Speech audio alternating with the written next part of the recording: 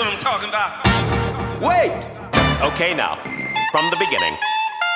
Hit it, boys.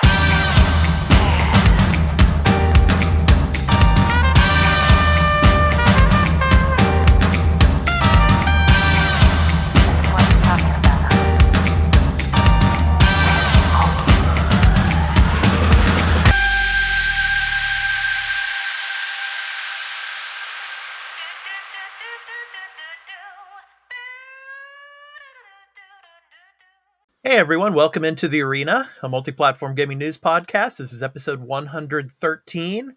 I'm your host, Expat, along with my co-hosts, Burley of Burleman Gaming and Turn-Based Carl. Carl, how many snowmen have you made outside in the Buffalo area recently? Well, I didn't make a snowman, but the place next door built a wall of snow that goes as high as like my second floor window. Amazing, yeah. So it's a big parking lot that they cleared out. So So. Wow. So you're on the other side of the wall. So Yeah, does that mean you're a wildling? Yeah. Yeah, and you will not be experiencing any droughts for the foreseeable future, I would think. Yeah, with all this snow. Grab some snow and melt it, right? Yeah. Burley, how you doing, man? How was that? How was the hammer and the unboxing of the God of War Ragnarok collector's edition? Yeah. Oh, that was a lot of fun, but that was a freaking lot of work. I had a giant Amazon box to unbox, and I had the one box over the box, then the Sony sleeve box, and I had so many fucking boxes just to get. That's why we did this as a short, because you guys would have seen me 10 minutes just opening fucking boxes. As no one wants to see that. Yeah. But how are you, man? I'm doing good.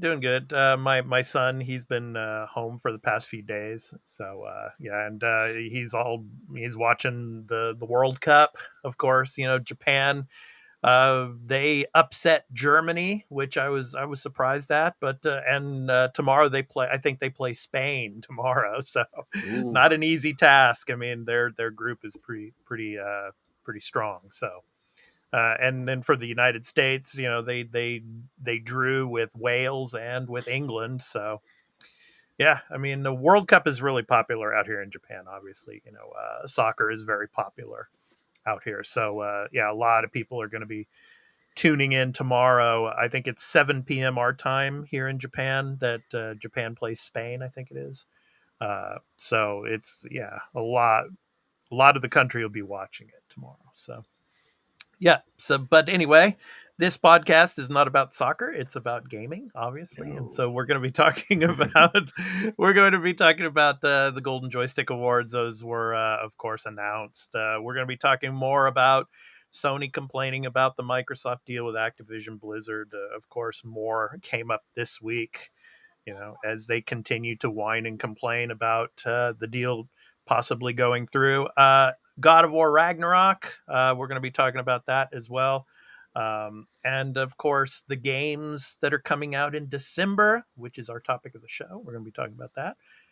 But before we get into what we've been playing this past week, here's a brief word about where you can find the podcast.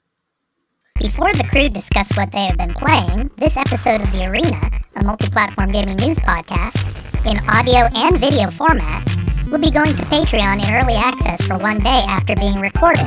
So if you would like to support the show and become a patron at the entry tier 1 level at $1 per month and get early access to every episode in audio and video formats, exclusive post-show content in video format when recorded, as well as watch or listen ad-free, please visit patreon.com/thearena_podcast for further details. Weekly on Sundays, the podcast will be uploaded to all free podcast services, where you can find us on any podcast app for iOS or Android, and in video format on our YouTube channel, The Arena Productions. For the audio version, just download your favorite podcast app and search for The Arena, a multi-platform gaming news podcast. Subscribe, follow us, post a review, and leave us questions, comments, and feedback if you like, if that feature is available there, and spread the word about the podcast. We also have a Discord called The Arena Podcast, where you can join and chat with the Arena Podcast community, and the podcast audio website is at thearenapodcast.podbean.com, where you can follow us and leave questions and comments as well. For all information regarding the podcast and our entertainment and pop culture related content, along with our blog and forums, visit the official website of The Arena Productions at www.thearenaproductions.com. Finally, you can also follow us on Twitter at The Arena AMPGNP, as well as on Instagram at The Arena_podcast. Now, back to the show. Okay, guys, just briefly, I'm still playing Ragnarok, God of War Ragnarok. It's really fun. Just the Atreus, he's really interesting in this game. How he's more of kind of like a teenager, like I said in the last episode, I think. But I'm going to the different realms. It's really fun, really exciting. And the combat is, still kind of similar to the first game in 2018. But I'm enjoying it a lot. So that's it for me. I don't want to spoil anything, but I'm still playing God of War Ragnarok. Carl, how about you? What have you been playing, man? I'm getting my way through Pentiment right now. Okay, still playing Pentiment. Yeah, I'm in Act 3, which is the last act. Oh, okay. I got a good amount of time into it. I think I'm almost done. Mm-hmm. I'm at the stage where I kind of just want to get through it. I just want to go back to Persona 5. You don't want to go back to Monkey Island in its 80 hours? No, that's yeah. I like Persona 5 Royale addiction. It's kicking in. You want to get back into it. Yeah. I want to get back to adult Shibuya. Pokemon. Yeah. I got into this more than Monkey Island, but which I would still want to go back to. But Pentiment, I'm at this point now where I don't like how Act 2 ended. I'm not going to spoil anything, but the significant thing that happens at the end of Act 2, I just thought, like, there's a significant event and it's interesting, but then like something happens. I'm like, that's kind of dumb. And then going into Act 3, I'm just like, I don't want to like go on like this, but like this is where the story is now, and it's fine. Like I feel like you're gonna get out of this game a lot if you really enjoy like the way that the town is like sort of a character. Like there's a lot of people in the town, and there's a lot of history about the town, and the way that through the time jumps between the acts, the things change depending on things you've said and choices you've made. So if you could really get into like all the characters in the town, and like who their which one of their family members died, or who they ended up marrying and who their kids are, as you go on, because it passes that many years. And how their relationships are affected by the events that happened previously, you're going to get a lot out of it, right? If you get deep into that and you like that, right? But there's not a lot of like, there's really like one big action thing that sort of happens, and it's not an action game in any way, but like as far as plot goes, there isn't a lot of like exciting, like, yeah, this is an interesting moment. It's very slow paced. It started to feel kind of tedious after a while, because it's just like you get to the flow of the game is really like, all right, you talk to everybody in town, right? You walk around every screen in town talking to everybody before you do one of the couple options that will pass time, because then you're going to miss maybe talk to someone at a specific time, right? To say a specific thing or learn a specific thing. And that's kind of it. Like that's kind of all you do. And every once in a while, there's a little mini game here and there. I have a question not for very you, many Carl. of them. I have a question for you. In this game, so you say there's 3 acts in this game. Yeah. Between Acts 1 and Act 3, how much of a time jump is there? I think 1 and 2 is 7 years, if I remember correctly. And 2 and 3 is probably like, I don't know, 18 or 20. Wow. Okay. So it's a generational type of Yeah. I see. Yeah. Hmm. So yeah, it's, I don't know. I'm probably around like a 7 or so out of 10. I don't understand the 10 out of 10s. I don't get it. Because like, while it's really well made, I like the art style, the like attention to detail and like history and the writing is all really good. But again, like I think you have to really get into this type of story. There's not, or else it's not going to be that great for you. Okay. All right. Burley, any questions for Carl on Pentiment? No, it's something I do want to get to and eventually play, but I know it's one of those things like Carl, you want to get sucked into, and it's like I've got 13 other games I'm doing right now, so it's like if I can't put the full time into it, I don't want to dive in and get, especially since this is a heavy kind of narrative game. I don't want to play it and then come back a week or two and be like, what the hell happened? What did I do? Where am I at in the story? Yeah, and that is sort of the thing is I sort of forget who some of the people are. I'm like, oh, you're this person's kid. Okay.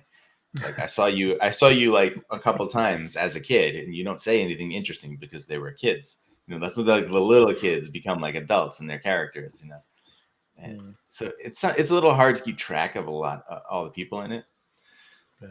And then there also is a bit of an annoying thing. Like I thought it was cool at first, where like the influencing, like where you can actually like the thing box comes up and tells you these choices meant you were able to, you know, change this person's mind, right? But not often enough does it really, I think, let you know that the choices you're making matter in those cases. And at first I was like, oh, that's kind of interesting. Like things I did just kind of like mattered. And then later it told me. But now as more I play it, I'm like, but wait, like I feel like I'm not making enough gaming choices, right? Like I'm just making choices and things are happening. And then like, cause like then Act 2, I failed like pretty much every chance to convince someone of something. And it's not because of like me making specific choices, just because like I made whatever choices I wanted to make. I wasn't trying to like do anything. So it's like once it said like, oh, you couldn't convince this person, I was like, well, that sucks. And then again and again, it's like, well, I guess I'm not able to do anything I want. I'll just let the story go the direction it's going to go because of the choices I made. I'm like, all right, I guess. Like it's a bit annoying. There is a bit of like, so you have choices. And this is the last thing I'll say because I'll keep going on. But it is interesting. They don't do it enough. Is you have choices in your box, and then underneath the box, there's like a sort of like a bubble box, right? That's like your thoughts. And if you click on that, it's like you're talking to yourself, working out like, all right, I know this about this person, and if I say this, that might be bad, that might be good. They might like this or that, and it's sort of cluing you into like this choice is important and why you might make this choice and what it might mean. Right. But they don't do that often enough. So I'm like, all right, I know this is important. But then when you get to the thing that says why you failed, I'm like, no, it didn't prompt me for all of those, just one or two. This game seems to me like it would be perfect for a shrink. Like or somebody into psychology, like human and or child psychology, trying to figure out, okay, what is this person like? What is he going to say? Or, if I say this to this particular person, how are they going to respond? Yeah. There's not a lot of that, but there's a little in your mind. So anyway, okay. Burley, what have you been playing? Well, we've got a few different games. I'm going to start with the smaller stuff I've put time. I end up picking up Modern Warfare 2. Oh, I've been actually playing the campaign on that. I'm actually having fun. Carl is like shaking his head. I'm like, well, why would you spend the money? Like, well, I had a gift card for a certain place that paid for most of it, so it didn't cost me as much. So first thing, and I do like the campaign. I haven't played the online, but like the campaign's fun. They're still using the actual haptics on the controller, the DualSense, which is nice. And this is probably the last, well, I should say this is the last one I'm ever going to buy, because when the deal does go through, I will never have to buy these because they'll just eventually come onto Game Pass. So it was like, yeah, we'll see. Yeah. I keep trudging away with Xenoblade Chronicles 3. I'm now just got to the final chapter. Nice. And the story keeps just ramping up. Cannot wait to see how this game ends. I'm hoping it does not end horribly. And then the big one, Pokemon Violet. I streamed the hell out of that game through the week. 10 million copies sold in the first 3 days. Yeah, that's not surprising. The Pokemon fan base. Yep. And I just want to say shout out to my son because he's playing Violet, and he told me, because I was telling him about what we were talking about on the podcast and on the morning show and everything, and with all the bugs and all the technical issues and everything, he said, well, he kind of joked with me first. He said that's because it's on the Nintendo Switch. But he was saying, honestly, this iteration of Pokemon has the best story of any of the Pokemon iterations. So that's his opinion on that. But so well, this one I like. It does a lot of things. It took some stuff from Arceus that I really like. Being able to I can rename my Pokemon, relearn my moves by will. I don't have to go to these stupid trainers, grind. I don't have to go to these stupid guys, grind heart scales and all this to relearn old moves and stuff like that.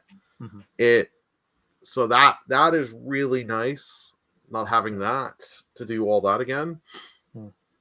And taking stuff like that. But the frame rate is horrible. Frame rate when it slows down is horrible. Graphics aren't bad. There are parts that look really good, and then there are the parts that look bad, but as you're walking around, you'll see the low res textures and all that. And as your son's comment, I don't think it's the Switch necessarily, because like people have many said like Xenoblade looks amazing and runs well on the Switch. It's the engine. They've been like Game Freak has been lazy with this series for years. Yeah. The problem is, before you go on, Burley, I just want to say I think my son was kind of joking in a sense. I mean, that's how my son is. So, but anyway, go on. Game Freak's been lazy with this series, and unfortunately, us, and I'm pointing at myself on this. We all just go day in, day one on this. And it's never going to change. They're not going to be forced to change. Like they would have only changed if Scarlet and Violet had tanked. If it only sold like 1 million, and they're projecting 5 million. And it's like, do you think? Look at, let's say, for example, it doesn't sell well in the tail end, right? I mean, it should still continue to sell, but like the previous game sold, I think it was 20 million at least, right? Copies. Yeah. At the end of its day. If this is less, right? Do they look at that and be like, oh, what the hell? Like we should be doing better, but we're not, or at least the same. I don't think they care. To be honest with you, because they put out 2 games this year. They put out Arceus and Ness. And let's be honest, anything else Game Freak does not do well. Their main games their other games besides Pokemon do not do well. They never have reviewed well or sold well. Yeah. So it's like they don't care. This thing is they're sitting on money. They're that 10 million in 3 days. That's a precursor to I watched a Digital Foundry video showing like the graphical stuff. I'm like, my God, it is, when you look at like some of the technical things that are happening in that game, it is worse than you even think. Textures on the mountains in the background are just like really old repeating patterns that you'd have seen in like games like the early 2000s. Yes, I heard that. But I will give the one city, when we eventually do the extra take, I really like they did a little nostalgia thing. They took the old school sprites from that you'd see if you go into your party from the Game Boy games from like Gen 1 and Gen 2. They took the sprites and used the old sprites on the walls of this building. So you saw the old sprites and they looked really, really cool and nice on there. I was like, that's a nice little nostalgia thing. Like the whole open world and choosing your path, I like and hate, because it's just like you can go in one section. I'm going and I'm fighting level 30 Pokemon and I'm in the mid 30s. I kept going down a little farther. I got to level 51 Pokemon. So it was like, what the hell, the jump? And so that's shocking. But like one of the criticisms I had with Arceus was there were no trainers. I think there were like 7 trainer battles in the whole 30 to 40 hour campaign. There's a lot more trainers, but the problem is just most of them are 1 Pokemon or maybe 2 if you're lucky. And it's like, No, no, you don't. You need to include more trainers, and you need to have them have more variety. Have like at least 3 or 4, because it's just like I'm tired of like this. Just the trainers in this game seem like they were an afterthought. Yeah, I mean, because if they have just one Pokemon, you're just gonna smash them, no problem. Oh yeah, well, especially like if you know your like this is an easy Pokemon game. If you know your type chart and you get certain Pokemon, especially one of the new ones, because I'm just using a whole team of all new ones. It is so easy. Like the one, it has a version exclusive evolution for each game. It is broken as all hell because it has high attack, high speed, and a really good defense stat, and it's good typings. I see. Cool. Alrighty. So those have been the games that we've been playing this past week. So now let's go ahead and move on to the weekly news beat, and then we're going to talk about our discussion article after that, which kind of combines with the weekly news beat this week. So first up, obviously, Golden Joystick Awards were announced. The winners. Oh, yeah. Why? What's Burley mad about? I don't even know. Well, he's gonna say what he's mad about in a second or two. But of course, the link to the article is there below for Games Radar, so you can go and check that out. But yeah, we're gonna talk about like our surprises and what we thought was obvious about these winners. For me, I think what was a surprise was that God of War Ragnarok was like only in 1 or 2 categories here. one And category. One Ultimate category. Game of the Year. Ultimate Game of the Year, and that's it. But yeah, I mean, Elden Ring, obviously, is of course the ultimate game of the year, and it's won in other categories too. Another, I think, would be another surprise, I should say, is the voice actress from Immortality was chosen as the winner. Oh yeah. So I thought that was a surprise, but congratulations to her for that.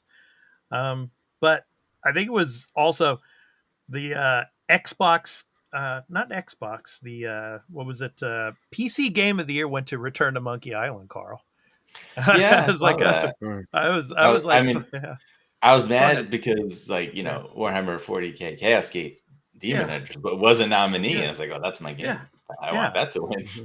Me too. Yeah. But when I look at this list, but I'm also like, I mean, I don't see how that game beat Total War Warhammer 3 or Hard Space Shipbreaker or Neon White. Like those are all games that I saw people like talk a lot about and say were really good. And it's like Return to Monkey Island. I don't know. I played a little bit of it. I didn't think it was anything amazing. And then it was just like more Monkey Island. Nothing. And then the last surprise I want to mention is in the PlayStation Game of the Year nominees, God of War Ragnarok wasn't even in there. Horizon Forbidden West was in there, obviously. Yeah. The Last of Us Part 1. It's the best game. Yeah, it's the best. But it's not. Yeah, you know what I'm talking about. You got to talk about Stray, the winner because the winner. Stray was the winner, but yeah, I mean, I was like, that what? should have been like indie. Yeah. So Stray's PC and PlayStation, so it's like it's kind of a weird one. It's like God of War wasn't even there. God of War was only Ultimate Game of the Year. It's like, so you can't even put it there. And this whole thing, list, most of this list was just how can we just keep FromSoft happy? Because they nominated Elden Ring for so many things and gave it to him. Best multiplayer. I'm sorry, Elden Ring. I don't care if you love that game or not. That multiplayer system, so many people admit, it's not that good. The way they've done it and the problems, especially on launch with that game and for the first couple of weeks. No. I'm sorry, that there are so many better multiplayer games that had multiplayer that worked. Yeah, it's the best, brother. It's just the best. Obvious winner here. I thought obvious, which I don't know if this should have even been a category or not, but best gaming hardware went to the Steam Deck. Yeah, I think that was a no-brainer. for the I mean, like, standard what are even the choices, right? Like, what are we talking about? play date. What is Oh, these play are date? okay. I know Yeah. the play date, the analog Grid pocket, Legends, No Man's. That was the little wind up. Yeah. and a What was friggin' NVMe SSD drive for PS5. You're an idiot if you put that on your like list of nominations. What the hell Analog are you Pocket. doing? Yeah. Yeah, Well, the analog pocket. Really cool. That's the Game Boy Yeah. not clone, but it's continuing the analog style of just having the console play the original cartridges, and all that. Burley Nintendo Game of the Year, Pokemon Legends Arceus. You were surprised at that a little bit, weren't you? You were thinking Kirby should have won it. Yeah, well, it's this, like I said on the morning show, it's like the Ratchet and Clank thing. Those series are never gonna get the praise they should. Like, especially this Kirby game, they did so much. Like, they actually did full 3D.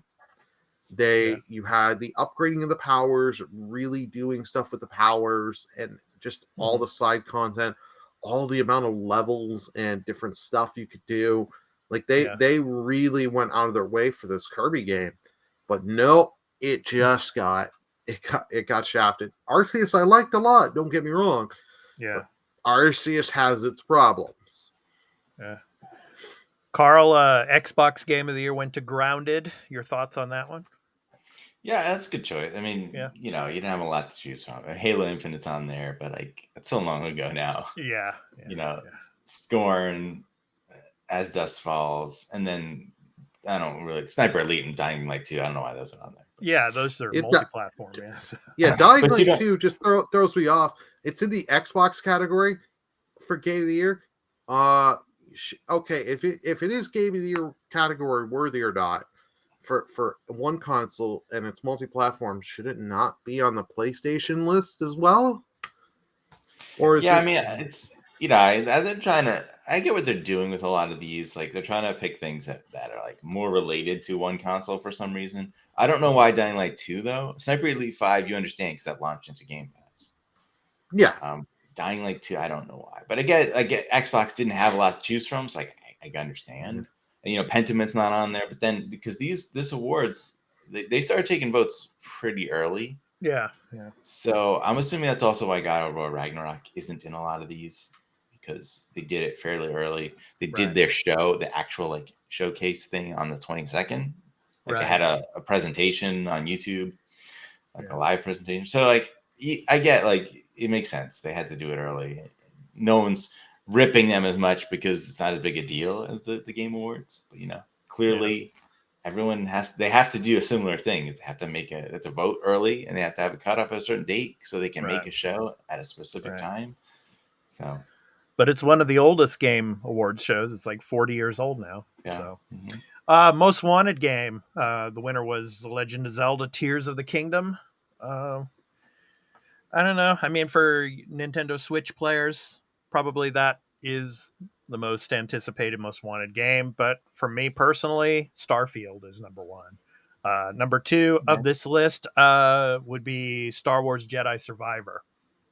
Because I loved the first game and I'm really interested to see where the story moves when that game comes out.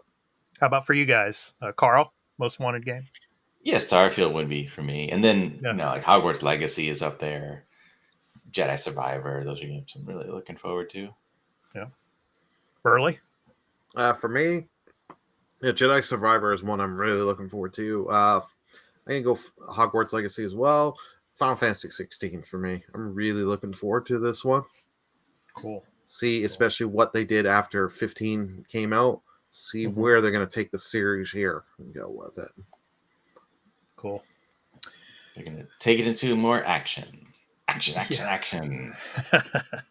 Hack and slash. Big, like fighting game, fighting summons.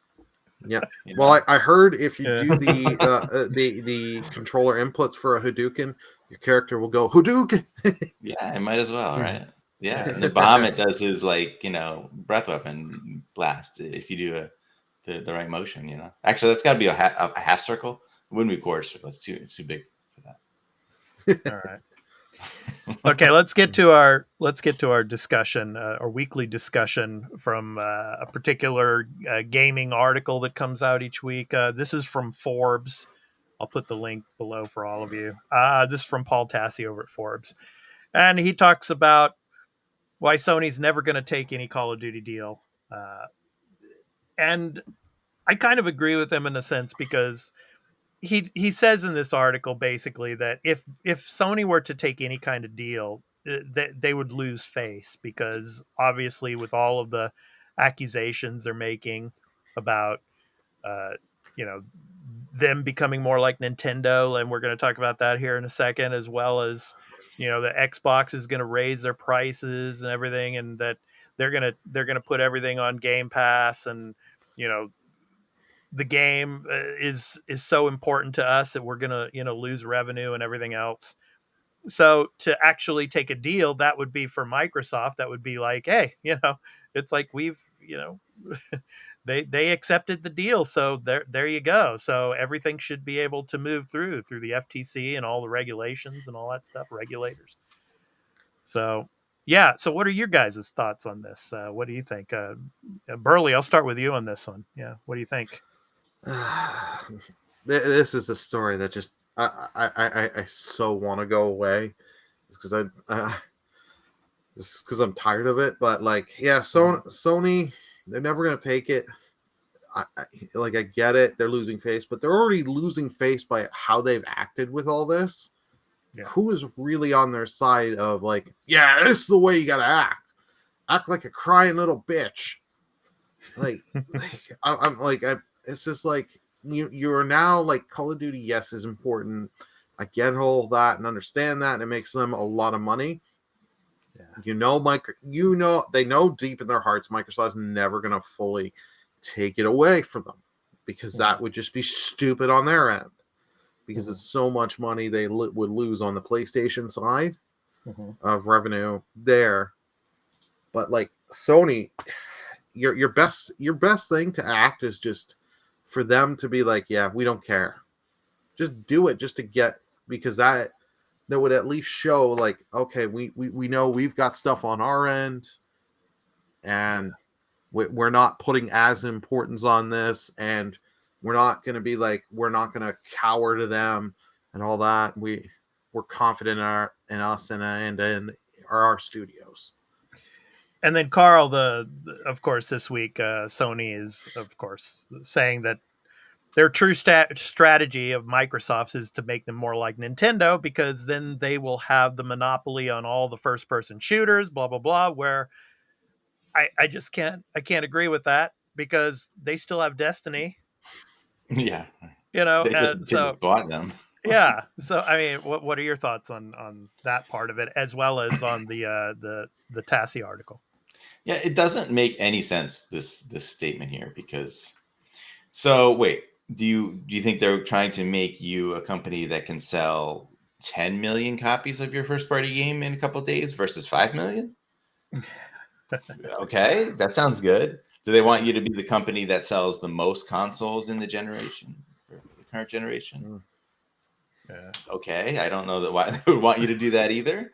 Yeah. You know, do they want you to, you know, focus on great first party games? I mean, they already do that, so I don't really know what they mean. It's just it's so funny how Sony's trying to make this out to be like Call of Duty is the be all and end all of all games, and if Call of Duty is taken away from them, they cannot survive. You know, it's just like, well, Microsoft to say, well, Nintendo doesn't have any first person shooter games like that. They survive. They do very well. You know, and Sony, they've got all their first party studios. They're doing quite well with those. God of War Ragnarok, which we're going to be talking about soon, it's doing quite well. So yeah, I mean, the one thing is that their only argument that I get, but like, is that a big deal to you? I don't know. They're trying to act like it is that like Xbox is even a place for shooters, which, you know, people have already used to look at it like that way anyway. And it wasn't until last generation, when Sony got all the marketing deals for Call of Duty, that people were playing the game there. And there's other reasons, right? It's just because, you know, the Xbox One generation wasn't very good. Yeah. But so all the shooters now are going to be on Xbox, right? You know, but you're only going to be, well, you're not going to lose Call of Duty. That's not going away. They've said that before. As much as they want to act like Microsoft, they're lying and they're going to take it away. Nothing they're saying is true. Look what they did to that's Starfield, next week's argument, Carl. Yeah, they're lying. Yeah, it's like they're already saying that. They're like, look, Oh, yeah, they'll Bethesda games. They're make it taking tenfold. away. Yeah, and I'm like, yeah, but look what they did with Minecraft. Like, and look what they're saying publicly countless times, time and time again. Do you really think that Phil Spencer is going to go out there multiple times and say, like, we're going to keep it on PlayStation. We're going to keep it on PlayStation. Here's a 3-year deal. Here's a 10-year deal. Yeah. All publicly. And then after you buy the company, it's like, oh, no, actually, it's gone tomorrow. Like, yeah, they can't do that. No. They could do it. They would never do it because it would look so bad for them. Right, exactly. Yeah. Just wouldn't do it.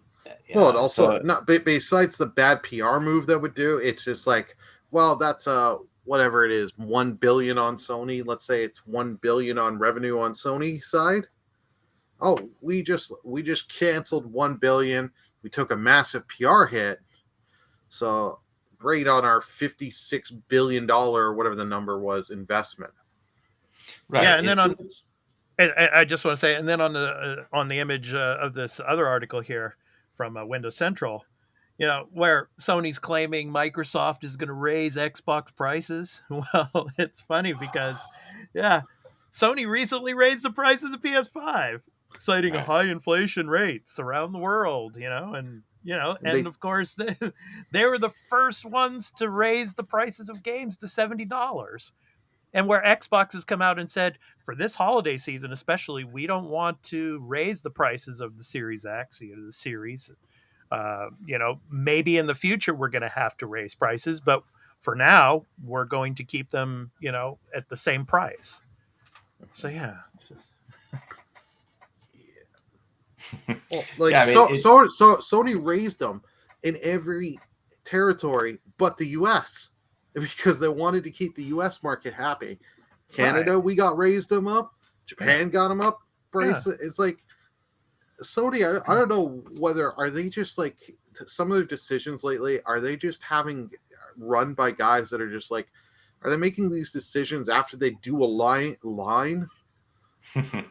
It's really tanked. It has. The exact opposite of what they're saying actually happened, right? Because in the market that's most competitive with Xbox, which is the US market, they didn't raise the price. And that's because they realize that if they do that, it becomes a problem for their sales.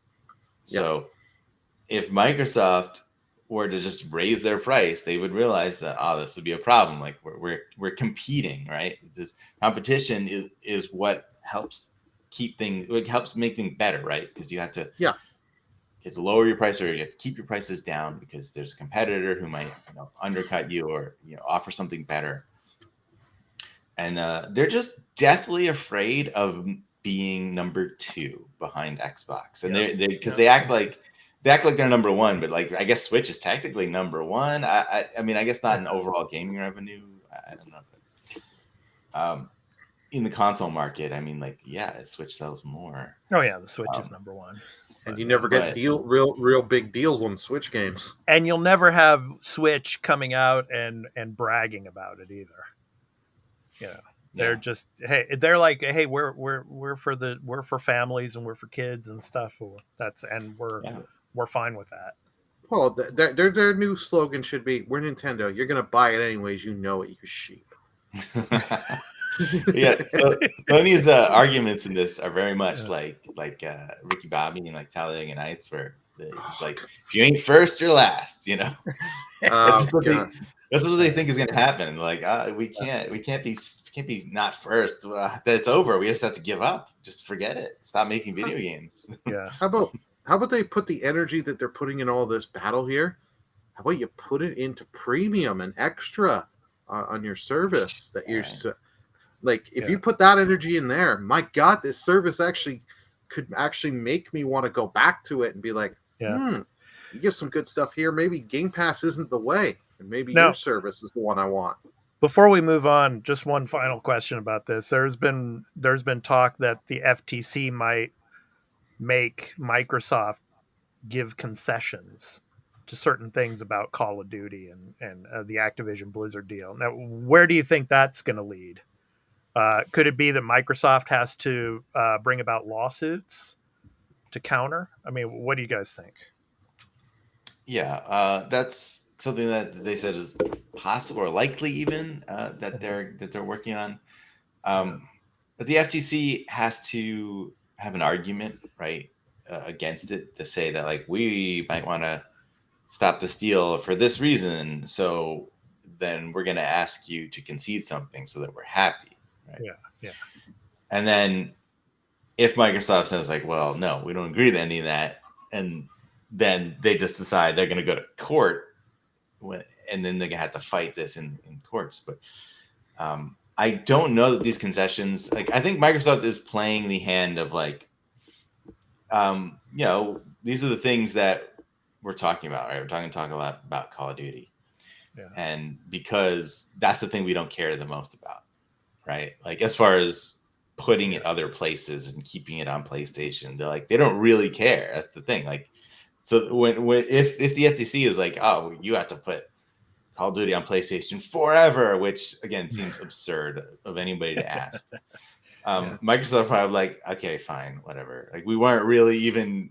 Yeah. That's not the thing we care that much about. There's so much more to this deal, but like you keep focusing on Call of Duty. That's totally fine. We don't care. Like that word forever. It's like even Phil Spencer said, when they were talking about the, like a contract to, for Call of Duty to remain on PlayStation, they couldn't technically make a forever contract. So they just said, okay, 10 years. Nobody does that. It's stupid. Nobody does that. Yeah. An idiot business decision to do. Yeah. So I don't know. I don't know. It hasn't been a good week for Sony on that front. That's for sure. Yeah. I mean, it's kind of like what they don't want to talk about is the Game Pass stuff, because that's where they don't want to. I think they don't want it to be a case where they say you can't put this on Game Pass, right? Or if you put it on Game Pass, you have to put it on PS Plus or something like that. Which, again, I don't understand how you can force these things, because if that was the case, I'd be like, all right, fine. Yeah, well, everyone who wants stuff on the service has to pay for it. Yeah. So, okay, Sony, you want on PS Plus? All right, it's $300 million, but maybe whatever, whatever X amount of money. That's like an absurd amount. Probably would even cost more if you think about what it should cost, right? Because the amount of money they'll lose in sales, on that game. Maybe they're like, it's $1 billion if you want this game on day one on PlayStation Plus. Sorry, which sound like I guess maybe and I don't know how you can say like, oh, they have to. Well, then just turn it around on Sony. Microsoft says, okay, if we have to give concessions to you, you have to give concessions to us. Start putting those games from Square Enix that you're making exclusive. Put them on Xbox. Final Fantasy, put them on Xbox. All the Japanese games that you're making exclusive, put them on Xbox. It would be cool. But I mean, they can't ask other companies to do things. That's the thing that sucks. And I don't know why PlayStation is so allowed to be in this conversation. It should like, all right, PlayStation, you said your piece, go away. Like, you're not actually involved in this. Like, thank you for your inputs. Move on. Like I said, man, Sony, they've been kind of like a politician making gaffes, just saying some stupid things that Microsoft is just sitting back, But they want to kill the deal. Did you see any of the stuff about the CMA report that Microsoft and Sony put out? They put out like lengthy documents. And in the Sony one, the end of it basically does actually say that like their position is we don't want this deal to happen at all. Yeah. So that's where they're at right now. Like they don't. It doesn't matter what concessions they want. Nothing. They want nothing. Right. They want Microsoft to not be able to do this at all. Yeah, because they're just afraid of what their position will be. Not because they're not going to make money, because they're still going to make money. They're not going to. They probably won't make. I doubt they'll make less money, even if you took away Call of Duty next year. Okay, they would make less money for the year than they did. Yeah, the but in the previous long term, right? I mean, yeah. So. In the long term, it's not gonna change much. And they're gonna bring out a bunch of new IPs anyway. I mean, like the in the style of like a God of War Ragnarok or like The Last of Us or something like that, and it's gonna make gazillions of dollars anyway. So yeah, and Microsoft can go out there and be like, look, they just sold 5 million copies of their game that's exclusive to their console. Yeah. Within the first week, like we can't do that. We got to compete, Like, yeah. Yeah. Well, you know what? What does everyone think? We'd love to hear from everyone else and see in the comments, either on Patreon or on YouTube, wherever you're watching this from. Yeah. So, yeah, let us know in the comments. Which side are you on? Let us know in the comments. Yeah, let us know how you feel about this situation. So, well, speaking of first party games, Carl and Burley, God of War Ragnarok, it's doing pretty well. It's the fastest selling first party game in PlayStation history. So this is from the IGN article. So, yeah. So 5.1 million copies of God of War Ragnarok were sold during its debut week. So yeah, the figure presumably includes both PlayStation 4 and PlayStation 5 copies, as well as physical and digital sales. But several games spread across 2 platforms have come and gone before it without hitting such a record. So I'll start with you, Burley. What do you think of this? 5.1 million in a week. Wow. Yeah, no, this game has had a lot of hype behind it. Like 2018 really reinvigorated the franchise, and people really enjoyed it. So it's not surprising that this is the fastest seller for them. Yeah. And because now this game came out, I think at the perfect time, because you didn't have as much competition as in what came out new. Because like the day before it, you had Sonic Frontiers. So that was its only real competition. So, and nothing against Sonic Forces or Frontiers. I love the game, but this was the game everyone was waiting for. And if you had a PS5, was one of the games you were really looking forward to. I know a few people that have actually played this on the PS4 and are happy with it. Yeah. Just one other bit of information from the article. It says, in comparison, God of War of 2018 passed 23 million copies sold on PlayStation 4 and PC as of November of this year. Nice. Back in October of 2021, it was reported that the game sold 19.5 million copies, but its launch on PC pushed it to a new audience. So, yeah. So, Carl, your thoughts? Yeah, I mean, I think we all expected it was going to sell really well.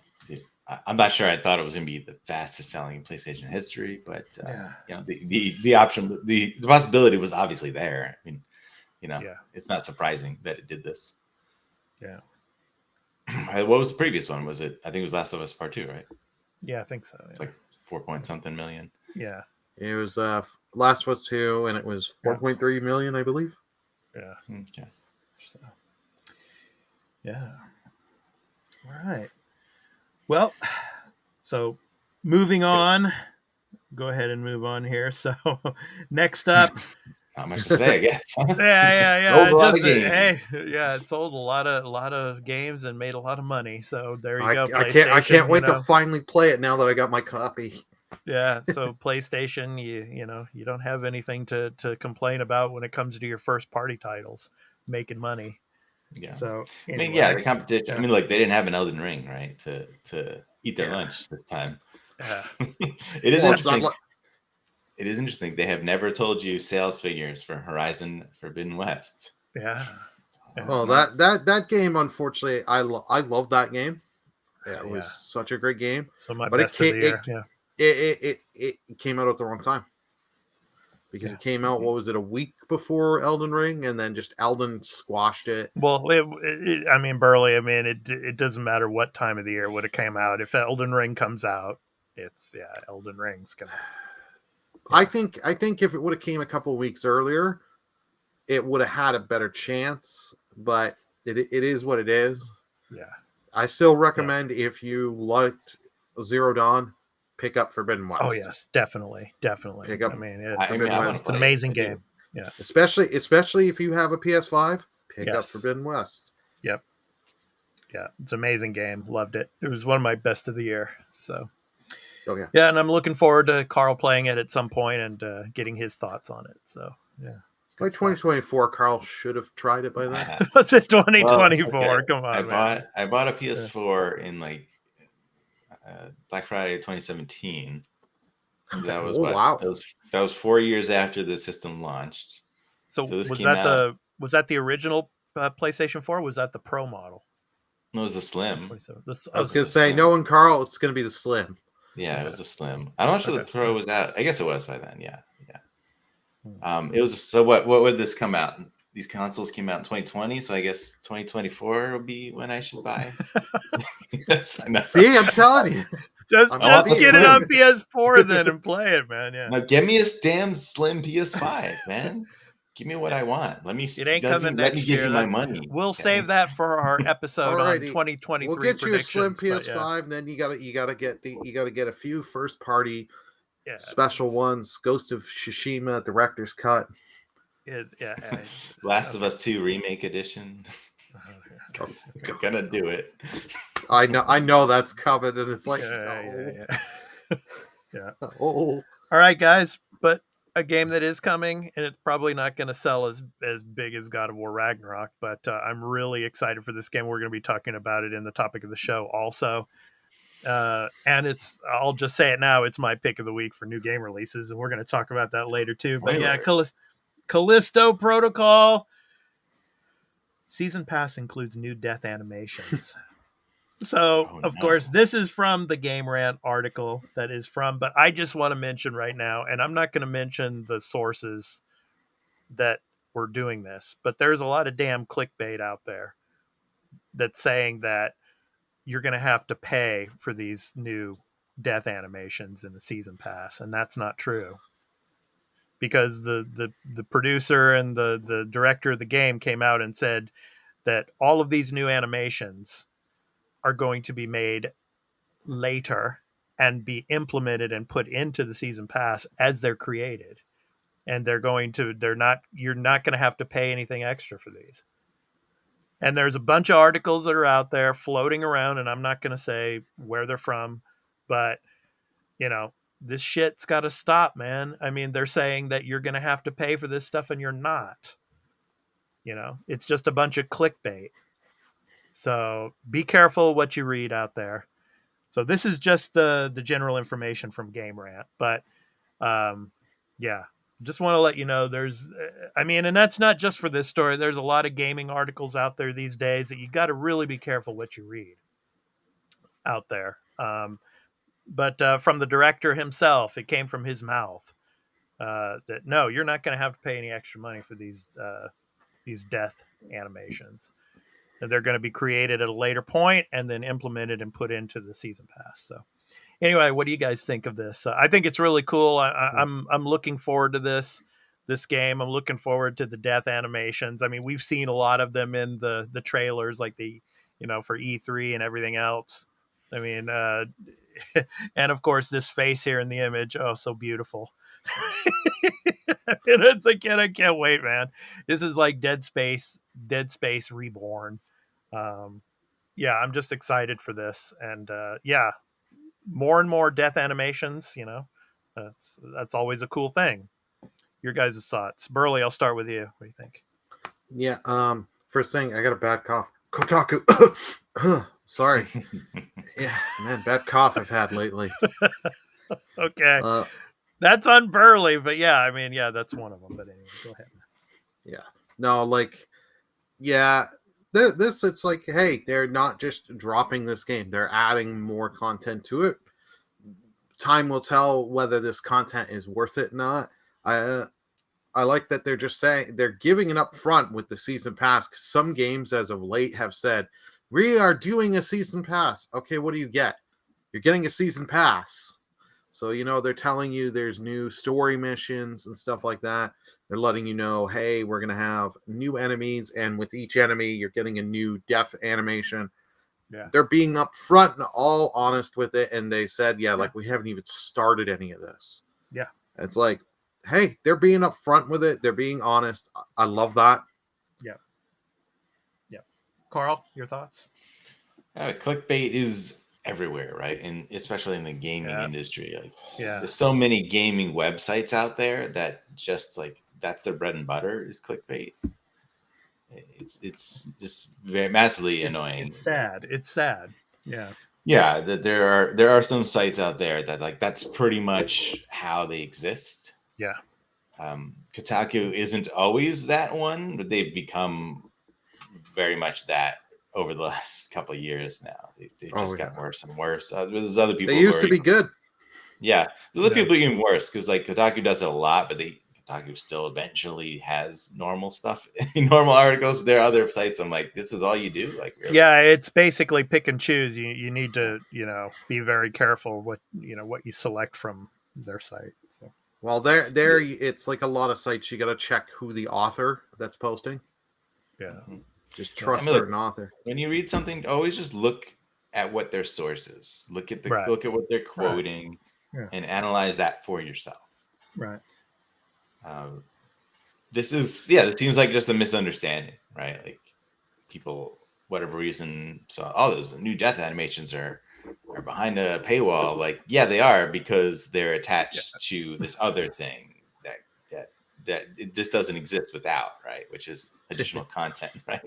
So, or it could have been the writer going to his, editor, and then the editor sees death animations, and then he sees season pass. Okay, run with that. Okay, they're going to make people pay for it. Boom. Yeah. Oh, this will get us clicks. Exactly.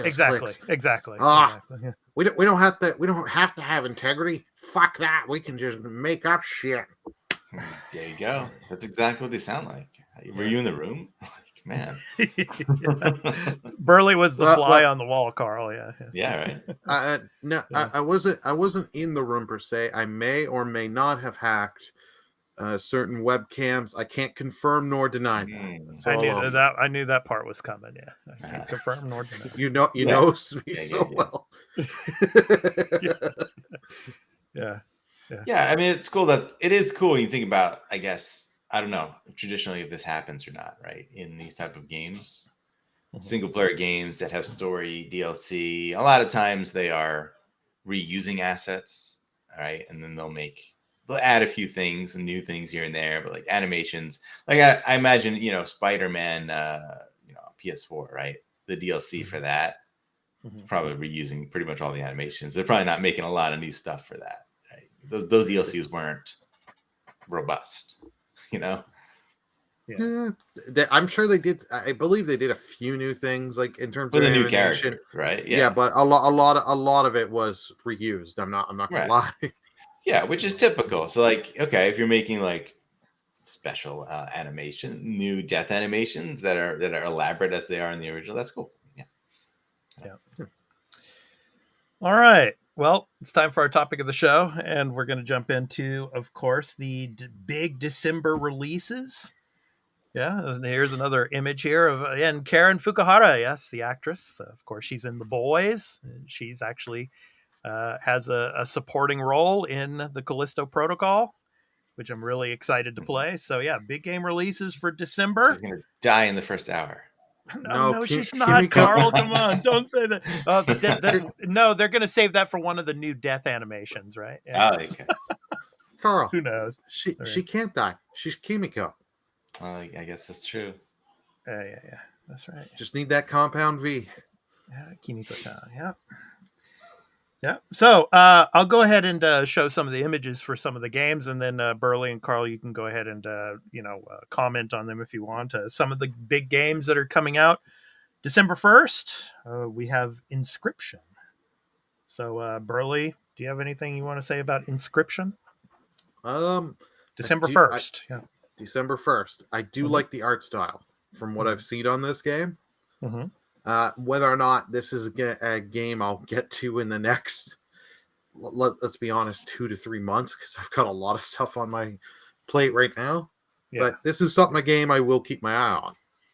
Cool. What is this coming to? This is because this game already came out on PC, right? Yeah. So It's coming out on the Steam Deck. That's all you need Oh, to it's know. Switch. All right. Yeah, and Switch. Yeah. It's already on. It's already on PlayStation. And it's Mhm. coming to Switch, and it's not coming to Xbox for some reason because whatever. Fuck Xbox, right? Because PlayStation made concessions, right? Microsoft made concessions. Told them that it can't be on their console. Yeah. I'm just kidding. You cannot put it on that. Yeah. So, but Carl, do you have any comments on Inscription or anything? It's not on Xbox. I don't care. Okay. No, kidding. Kidding. It looks like a. If you can't tell by his shirt, he doesn't spell it I know, out right? for you. No, it's a highly respected game that and I heard good things about. It's a weird, bizarre, thing going on in the game. It looks interesting. Probably Switch, sure, sounds good. Yeah, and there's a lot of games out there that have already been out for a while that are coming to other platforms in December. But so Inscription is one of them. Yeah, I didn't put it on the list, but I think it's Resident Evil, I think, is also coming to the Switch. I think it is Resident Evil 8. I think it is Village or something. Yeah, via cloud streaming. Yeah, sure exactly. Right. Yeah. That Okay, would be next great. up, obviously we talked about this already. Callisto Protocol coming out on the 2nd. Yeah, so I'm probably going to play it on PlayStation because I have so much stuff downloaded on my Series X. I'm still playing A Plague Tale Requiem, so I really got to get back to that. And some other games. What was it? Evil West that came out. I've heard some really good things about Evil West. I really want to get to that as well. So Callisto Protocol, I'm probably going to get on PS5 and play it on that. But so that's coming out on the 2nd. And then the next game is actually coming out on the same day, Midnight Suns. Yeah. So what do you guys think of Midnight Suns? Is this something that you could possibly be putting on your docket? If I want to play a Marvel card game, I'll just play Snap. Snap on the phone is actually fun, and I'm not spending money. I haven't played that much, but I am not going to spend, no offense, $90 for a card game. I like card games, but I am not spending anytime when I do buy one of the Yu-Gi-Oh games, when they come out, they're like $20-$30. Come on, Burley, confess. You're a master at Gwent. Right. Now, okay. I've actually played Gwent once in Witcher 3. Yeah. Yes, I am the master of Gwent. I have to say, though, this isn't actually a card game, okay? It's not a card game. It has cards in it. It is an XCOM-like game, but your abilities are activated with cards, right? Like randomized at the beginning. I think it's randomized at the beginning I'm assuming it's a deck sort of building as well. I don't know 100%. I know it's not like a typical turn-based strategy type game where you just level up abilities and you can use whatever abilities you always have on your character that you've kitted out a specific way, which I would prefer. I don't know why they went this card route. They've tried really hard to promote this game. I feel like it's going to be a disaster in sales. I don't think it's going to sell well because I just don't think people turn-based strategy games aren't that popular, right? I love the genre. I would have been a day one person on this game, but then they put the card thing in. I was like, I'm not really into the whole card thing at all. So to me, it's like I'm gonna wait and see, and maybe if it gets great reviews and I like what they say about it, and I'll get it on sale. Yeah. Okay, next up, a game that's exclusive to the Switch, and it comes out on December 9th. And I also have on the Arena Productions YouTube channel here, I also have a shorts video that I made from my local Japanese electronics store, The Mural. There's a big mural for this game that's up in the gaming section now. It's really cool. So, Dragon Quest Treasures. So coming out on December 9th, and it's focusing on two different characters, Dragon Quest gaming sphere. Their names are Eric and Mia. So kind of excited for this, and for all of you Switch owners that are into the Dragon Quest series. So another cool RPG coming out December 9th. What do you guys think? Burley, I'll start with you on this. This was actually a game I did have pre-order on Amazon, but after Amazon's problems, I canceled the pre-order there and pre-ordered digitally. This is something I really am looking forward to. Like the one character that's shown here on the left, the boy, his name's Eric. Eric, yes. Played Dragon Quest 11. You know who he is because you meet him very early on in the game. Yeah. So it's nice to see. I love that character in 11. So it's like, all right, another game with him. Yeah, and this is his sister Mia. Yes. Yep. So yeah. And you do get a little bit of Mia in 11, especially if you do certain side stories and stuff. You get more. Right. So it's like, hey, I will take a game with them. It's like, where do I give you my money? Yeah. Carl, your thoughts? Dragon Quest Treasures? I'm looking at a trailer right now because I have no idea what this game is. Okay. I know. He's researching on the fly. Right? Like I don't know what kind of game this is. Is this not like a regular Dragon Quest game? It is and isn't. But it's an action game. I forget it. Yeah. But you're recruiting monsters and stuff, which is something like in some of the Dragon Quest games you do and some you don't. 11 you don't really recruit monsters. You can knock certain ones and to have them as mounts. Right. So that way when you're re-going through the overworld, you can just run through stuff. Yeah. They're not Mons? Okay, you call them Mons. You're recruiting Mons. Okay, so Carl, so you can save your thoughts for a later time, a later episode maybe. So let's go ahead and move on. Pokemon ripoff. And then next up, of course, Crisis Core Final Fantasy VII Reunion comes out on December. I think it's the 13th or the 15th. I think it's the 13th, but yeah. So what do you guys think? Yeah. It's probably going to be big on PlayStation, obviously. But Burley, what do you think? Well, this game's going to do big. Yeah. But my thing is I am so wishy-washy on this. I like Crisis Core back in the day, but it's like, is this something because this isn't full price, but this is still $64.99 before the tax, and it's like. Do I want to drop this much money for this game? Because I've already played this game years ago. It's like, and yeah, it looks like they rezzed up some stuff, and it's like it looks nice, but is it enough? There are stuff I really like about Crisis Core, and then there are stuff I really hate. The whole randomness of the slot trigger for you to level up. Oh, that sounds terrible. Yeah. You've not played it? No. Well, okay. I played it briefly. Like I had a custom firmware on my PSP, and I may have downloaded some things, and then I tried briefly. Maybe I didn't put a lot of time in them because I didn't think it was interesting. Dude, the statute of limitations are probably up already. It's okay. You can go ahead and admit it. Yeah.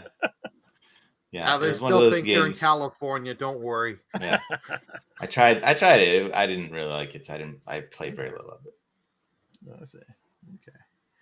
Yeah, I don't know. I'm curious. Will this be successful or not? Because Final Fantasy VII Remake was a big deal, but is this will people look at this spin-off as like, yeah, like I love that game. I'm going to get this, or they'll be like, I'm just waiting for the sequel, which is next year. Well, you're gonna get a vast majority that'll be like, I'd rather just wait for was it Rebirth is the second game I think they called. Yeah. So that you're gonna have a good chunk that are just gonna be like, no, I'll wait for Rebirth. You're gonna get a few that are gonna be like, okay, I'll check this out. And then like I know the diehards that are like, oh, I wanted Crisis Core back, and it's like, I like Crisis Core and I like the story of Zack and the story they do with this, but it's just like I have problems with the level up system, and it's like I will probably just pick this up hey, it's on a PlayStation sale for $20. Okay. Yeah. It is weird because in Final Fantasy VII Remake, Zack's not really in it, right? Until like the last thing in the end, right? Well, in remake, they do have him like I think they have a 2-second scene of him. I think in midway through the game, but like you can blink and you miss it, kind of thing. Yeah. And I mean, then not at the end, they show him, but it has no one knows what it means because remake is doing its own thing with the story Right. and changing Yeah. stuff. It's kind of a weird thing because even in Final Fantasy VII, like the original, they don't tell you that much about Zack, and then they made this prequel like spin-off. And if you're really into the franchise, you're like, oh, okay, I remember that character. I get it. Okay. Because if you just played remake, you're like, wait, the guy that shows up like at the end we know nothing about, like, why does he have his own game? Like, well, that's weird. Yeah. All right. Yeah. Okay, so let's talk about Burley and Carl. I think you had maybe a couple other games that you wanted to give kind of like an honorable mention for December. Some other games that are coming out that you wanted to kind of highlight. So this is Well, your there's time just to do one it. that's not an honorable mention. You just missed it for some reason. Okay. Okay, whatever. It's High on Life on December 13th. Hello, PC and Xbox. Mm-hmm. So that's the Rick and Morty, writers, creator, shooter game. Never heard of that garbage, so yeah, that's why. Oh, I you didn't never put heard it of in. it? Yeah. Okay. And it's launching into Game Pass. Come on. Okay, so then I'll give it a try. Then. Yeah. This is one of those games that was came from Stadia, right? Stadia was going to get this, and then they died. Okay. It had to go somewhere else. No, people have been talking about this game. I see a lot of people interested in it. I mean, I like the shooter. I'm not particularly out of my, going out of my way to play it, but it's a significant release. That's for this December. Okay. Burley, anything else? The only thing I can really see that I saw is it's not even really a release. Is just the Fall Guys season 2. The new season starts midway through, so that I'm looking forward to because I haven't played in a while. As well as Overwatch. Overwatch 2 is season 2 is coming in December as well. So yeah, and but Overwatch 2 is doing well. So yeah. Okay. Alrighty. All right. So those were the big December 2022 game releases and our topic of the show. So yeah. Good old December. December right around the corner, guys. Yeah. I'll be busy with all the games I still haven't played. Mm-hmm. Yeah. I think so will all of us. Yeah. I know, right? Most of us. I got 50 more hours of Persona 5 to do, Good luck with that, man. Frig, I got God of War now to start. I'm still finishing Pokemon, and then I got Callisto Protocol, and then I thought, hey, why not retry Witcher 3 with the next gen upgrade in December? Yeah, that's coming in December as well. Yeah, I'd love to have time for that. Yeah, I gotta show because I'm a Gwent master, so I gotta make a video. There you go, man. Expat and Carl how to actually play Gwent, how to play it good. There you go. I need some tips. Yeah. So for me, use the best cards in the game. Yeah. Oh, okay. Got it. It's like Pokemon. Just use the best Pokemon. That's it. That's all you need to know. Exactly. Yeah. So for me, finish up God of War Ragnarok, then get back to Plague Tale Requiem, and and Callisto Protocol. I'm starting next Friday. So which leads us to, of course, our picks of the week. Of course, for the week of December 21st through the 27th, or not December. I'm sorry, November. I'm sorry. Yeah. So November. Actually, no, November 28th. Through I think December 3rd, I think it is. Yes. Our picks of the week. So so I'll go ahead and start, of course. Again, I feel like I'm just beating a dead horse here over and over again. But my pick of the week, of course, is Callisto Protocol. So go ahead and show that. So, and I will read this. This is from, of course, releases.com, and the link is below for you all. So, set on Jupiter's moon Callisto in the year 2320. The Callisto Protocol is a next-generation take on survival horror. The game challenges players to escape the maximum security Black Iron prison and uncover its terrifying secrets. A blend of horror, action, and immersive storytelling, the game aims to set a new bar for horror in interactive entertainment. So for PC, PS4, PS5, Xbox One, and the Series X and S, comes out on Friday, December 2nd. So, yeah, excited for that. Yeah, it's good stuff. There's get some scenes of good old Karen Fukuhara there, of course, is one of the supporting characters. And no, Carl, she is not going to die in the first hour of the game. No, I hope she doesn't. I hope so. I hope not. I hope not either. Yeah, but then again, you never know. But yeah, I mean, this game, man. I mean, this is like I said, Dead Space 2.0. I mean, really excited for the jump scares, and really excited to look at these like mutated monsters, and you know, and see all the death animations, you know, because probably I'm gonna die a million times over. Looking forward to this, and the suit. I'm interested to see how you can upgrade these suits, kind of like in Dead Space, how you upgraded the suits and all, and what kind of weapons you have to to choose from and all, and the crafting, like the tables, what kind of crafting you can do in this game. So yeah, looking forward to it, man. So it looks good. I'll be watching the reviews on that one. That's something I'd probably pick up later for sure. Yeah. Oh, that's something I've asked for a birthday gift, so I will definitely play it. I just can't wait to see how Vaunt covers this up. Yeah. I'm Burley, man. I'm surprised you're not streaming this like day one. Yeah. Wow. The thing is, I didn't and I'm glad I kind of worked this way. Mm-hmm. With God of War and everything coming, by the time I got it, it was like I wasn't sure with certain things because I ended up having to work quite a bit of overtime lately. I wasn't sure if I'd have enough to just put and buy this game day one because it's $100 game here. It's like, And then my birthday is a couple days after this game, so it was like, you know what? Just have my parents buy me this because they've been bugging me. What do we get you? What do we get you? Here you go. I see. Okay. So up next, Carl, you're up next. What do you have for us? I chose Front Mission First Remake. This for some reason this is a long write up on this game. So in the year 2090, the world's conflicts are fought using giant war machines called Wanzers.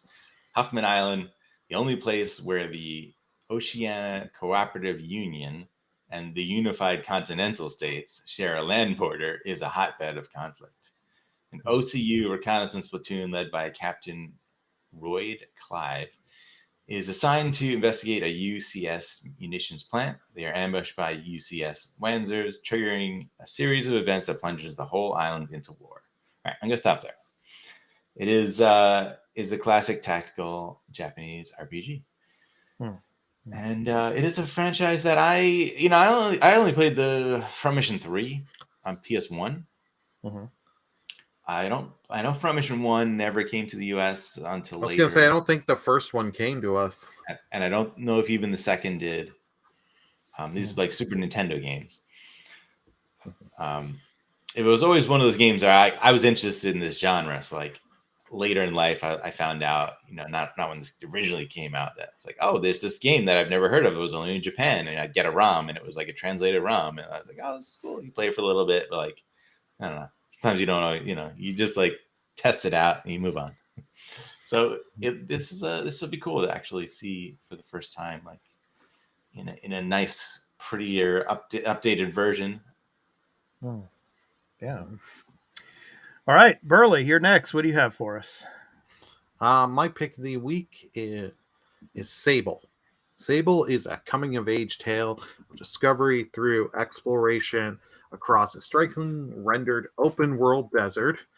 Go on a deeply personal journey across an alien planet as a young Sable exploring ancient monuments, ruined architecture, and ships fallen from the cosmos, all while learning the history of its inhabitants and discovering her place in the world. What is the history behind these broken monuments scattered about the land? How did the nomadic clans come here? And what made them stay?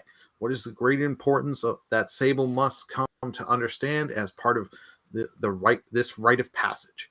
Only the inquisitive mind will come to understand the lessons held within the sandy confines of the planet's secrets. Lessons of life, family, and being part of something greater than oneself. Coming Tuesday, November 29th to PS4, PS5, Windows, Mac, Xbox One, Xbox Series. This game just looks so pretty. Yeah. Yeah, and you can see there in the image on the top left corner there, Peggy 3. So that's the European ratings board. Yeah. So It looks cool. Why do I know this? This game's out already. It's been out. We've talked. Yeah, it's been out in early access and stuff. Mm-hmm. Oh, it's just getting a PS5 release? That's weird. Or maybe it's PS4 also, right? Yeah. Yeah, it's PS4 also, yeah. Yeah, that's weird. So it was already on Xbox, but not PlayStation? That's weird. It's rare. It's a rare one, you know? Doesn't happen a lot. There you go. You got your victory, Xbox. Take it. Just enjoy. Yeah. Good stuff. All righty. Yeah. So those are our picks of the week for the week of November 28th through December 4th. So, go and check those out on releases.com. And, of course, go and check out all those games. A lot of games coming in December. Usually December is a slow month in the video game industry when it comes to game releases. But this year, there's a lot of games coming out in December. Let's go and check them out. So, all right. So it's time to talk about what we're going to be playing this coming week. Obviously, God of War Ragnarok is still on the plate, as well as Callisto Protocol. I'm going to be starting that. I'll probably put more time into Callisto Protocol because I love death animations. So I'm looking forward to that.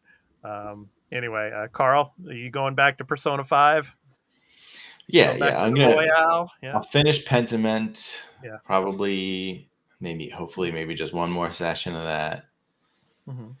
And then I'll go back to Persona 5, and then that's going to be 50 hours, I think, more. And then I'll go to, Plague Tale Requiem, which I really do want. I want to have gotten to that already, but, Persona 5, man, that game is massive. Yep. And I love it. So, it's not like it's a problem. Right. I'm excited to play it. It's an addictive game. It's great. Yeah. Yeah. Burley, how about you? I've got Pokemon I gotta finish. Keep going through that. Mm-hmm. And then start up God of War, finally. Yeah. Can't wait for that. So next week is going to be half and half for those games. And then when I do have free time, maybe see if I can finish up Xenoblade this week. Cool.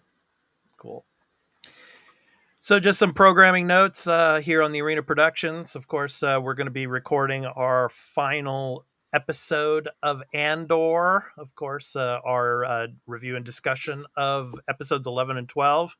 We're going to be doing that after we finish recording this episode. And of course, if you look at the Arena Productions YouTube channel, the artwork has changed. Some of the shows that we're going to be covering coming up in January, of course, the Last of Us series. We're going to be covering that as well. And then, of course, Star Trek Picard is coming out as well. And The Mandalorian Season 3 will be coming. So, yeah, a lot of exciting stuff coming in early 2023 that we're going to be covering for all of you here on the Arena Productions. And, of course, it will go up to our Patreon as well.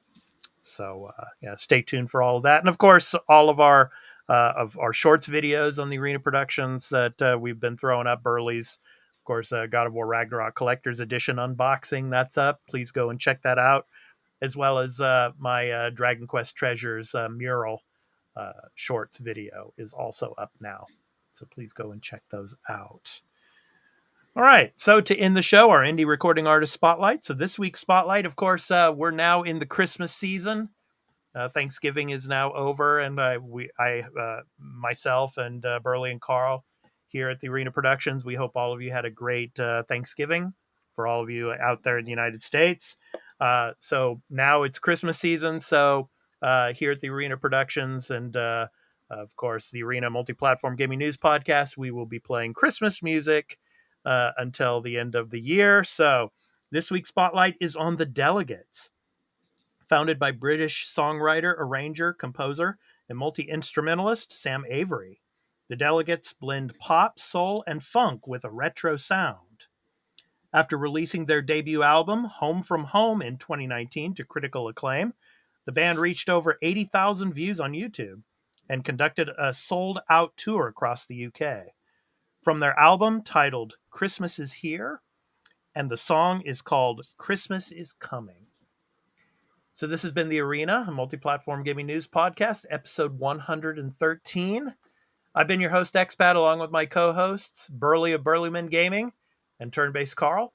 We hope to catch you in the next one. So take care, everyone. Peace out.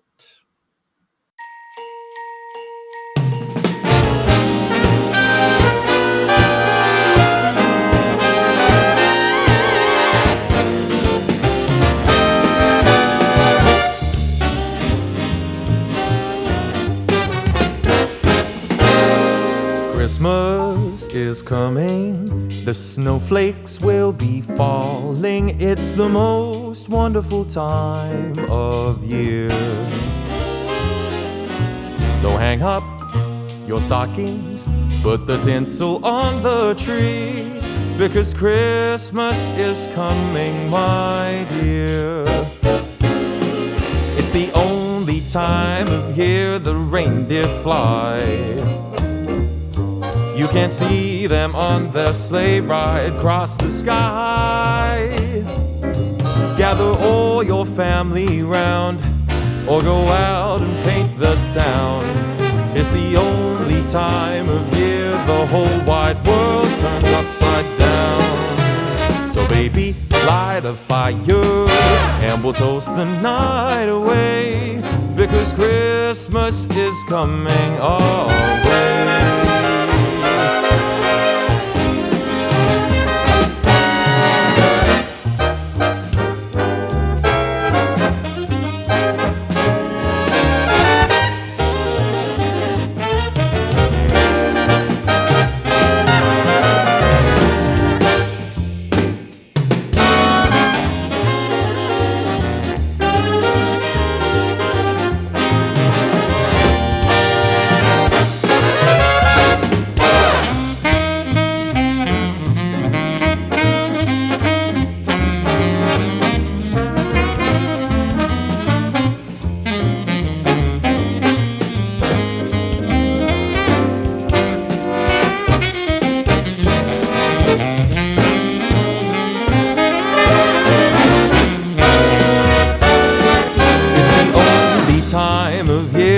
Reindeer fly. You can't see them on their sleigh ride across the sky. Gather all your friends around, or go out and paint the town. It's the only time of year the whole wide world turns upside down. So baby, light a fire, and we'll toast the night away, because Christmas is coming. Christmas